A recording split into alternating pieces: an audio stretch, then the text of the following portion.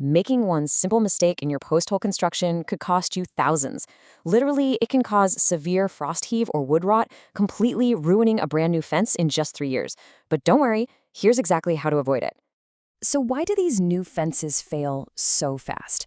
It usually comes down to two things.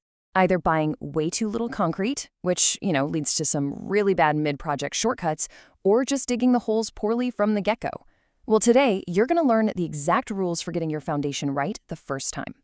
Oh, and stay until the end because I'll show you the easiest way to calculate your materials using a complete cheat sheet for exact bag counts. No complex math required, I promise. All right, let's dive into section 1, sizing your post hole using the professional 3-part rule. Look, before you can even think about calculating your concrete, you absolutely must perfectly size your hole. Think about it. If your hole is too narrow, the post just won't be stable. And if it's too shallow, frost heave could literally push the entire structure right out of the ground. So here's the breakdown. First, your hole diameter needs to be 3 times the width of your post. Now keep in mind, a standard 4x4 post actually measures 3.5 by 3.5 inches. That means you're going to need a 10 to 12 inch diameter hole. Second, your hole depth needs to be roughly 1/3 to 1/2 of the above ground height of the post. And third, always check your local codes. In colder climates, you've got to dig down below the frost line, which is usually 36 to 48 inches deep, just to stop that freezing ground from expanding and pushing your post upward. Let's look at how this plays out in a real-world example. Say you're building a standard 6-foot fence. That's 72 inches above ground, right? So applying our rule, your hole demands a minimum depth of 24 inches. That covers our 1/3 rule perfectly and makes sure your foundation is rock solid. Most beginners get this wrong though. Once you calculate that 24-inch depth, you actually aren't done digging. You absolutely must dig 4 inches deeper than your calculated post depth. And here's why that extra 4 inches is so critical. You need space for a crushed gravel base.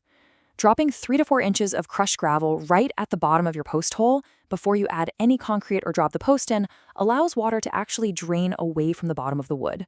It's such a simple step, but it significantly reduces the risk of your post rotting out over time. Moving on to section 2, the concrete volume formula, or as I like to call it, calculating like an engineer. Okay, now that our hole is properly sized and prepped with gravel, let's figure out your exact material needs. What's actually really interesting here is how logical this math is once you visualize it. You're basically just taking the volume of a giant cylinder, which is your round post hole, and subtracting the volume of a rectangular prism, which is the buried part of your wooden post. So the volume of concrete is just pi times the radius squared times the depth minus the post width times length times depth. Simple, right? But here's the crucial point. How do you actually want to handle this formula? Doing this math by hand for dozens of fence coasts can be incredibly tedious. I mean, you have to convert cubic inches into cubic feet or cubic yards just to figure out how many bags to buy. Nobody wants to do that. Instead of crunching numbers on a notepad out in the sun, the smartest approach is to just plug your hole and post dimensions into a free online concrete calculator. It'll instantly figure out your exact bag count and save you a massive headache. But there is one important detail you really shouldn't miss when you go to buy those bags. Get fast-setting concrete. It's usually sold in the red bags. Pros love this stuff because you completely skip the wheelbarrow mixing. You literally just pour the dry mix straight into the hole around your breezed post, pour some water on top, and you're done. It sets up in like 20 to 40 minutes, which means you can just keep moving down the fence line. A total game changer.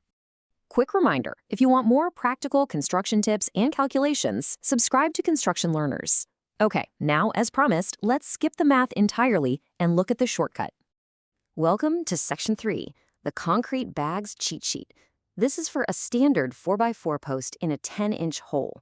Seriously, take a screenshot of this cheat sheet right now because it's going to save you so much time. Here's exactly what you need to pick up from the hardware store. If your hole depth is 24 inches, you generally need 2 80-pound bags or 3 50-pound bags. Pushing down to a 36-inch frost line, well, then you'll need 3 80-pound bags. And if you're going all the way down to 48 inches deep, plan for 4 80-pound bags or 6 50-pound bags. It's basically the perfect quick reference to determine exactly how much concrete you need based entirely on depth. Don't make this mistake before starting construction though. That's 10%. Always add a 10% waste factor to your final order.